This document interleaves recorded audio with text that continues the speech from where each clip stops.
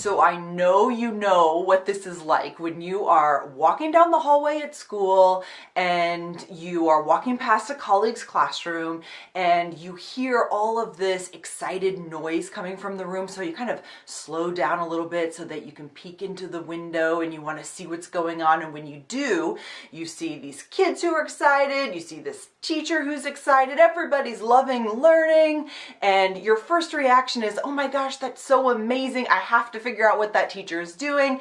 And then your second thought is one about doubt, and it happens almost as quickly as the first because you start to second guess yourself. That's what this week's Ask Sarah is about. The letter writer writes in and asks, Dear Sarah, I have all this self-doubt about me as a teacher.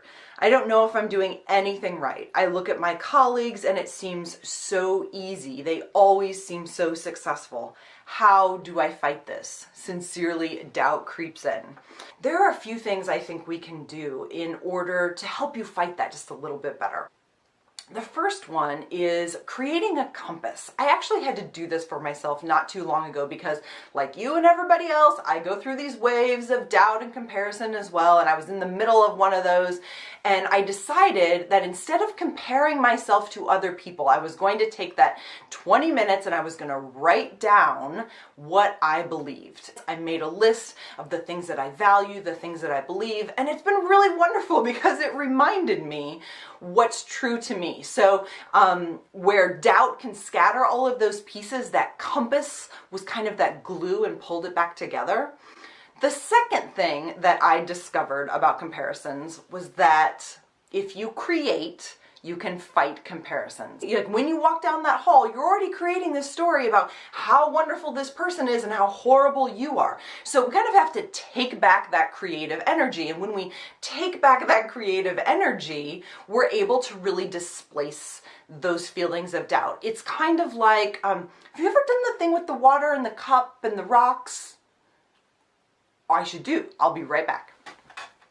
Okay, I'm back. We're going to give this a try. So think of this cup as all of the comparisons, and think of these rocks as all of the opportunities you have to displace all of these comparisons by creating something new. So each of these little rocks, it's like a lesson, it's paying attention to one of your students, it's making the best of a failed lesson, it's bouncing back after a bad day, whatever it is. So look at what happens. Like the more of those things that you create, and you know what's gonna happen here, and I'm really glad that I grabbed the towel, right?